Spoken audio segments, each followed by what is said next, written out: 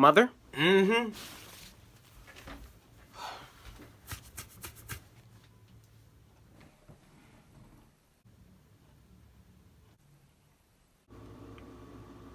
Close my fridge. But I'm hungry. Close my damn fridge! But how do I get to the... Mom? What? I'm hungry. Well, eat then. But I need to open the fridge to get the food. Well, do that. Like, why is he telling me this? Okay. Excuse me. What, you need to get through? My electricity. Close the fridge. But you just said it. Close it. Okay, you know what? I'm done.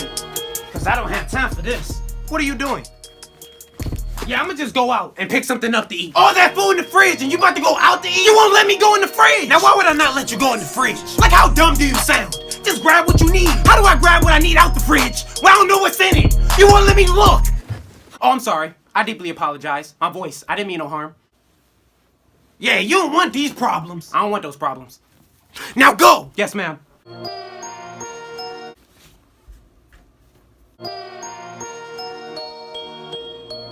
Can I open the fridge?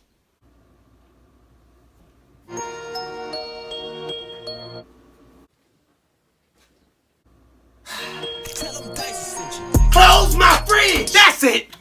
No. Where are you going? Look, I'm not leaving, but I'm gonna eat regardless. I'm gonna call something in. I'm gonna get something delivered.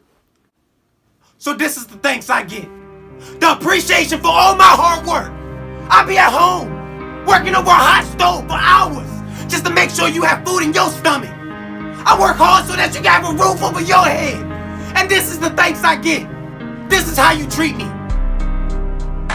Everything I do, everything, I do it for you. You. And you can't be grateful enough to just appreciate the little things I do. Now that's foul. That's foul. All I'm asking for is a little bit of love and support. That's it. That's it. Look, I didn't look at it that way. I'm sorry. I'll go.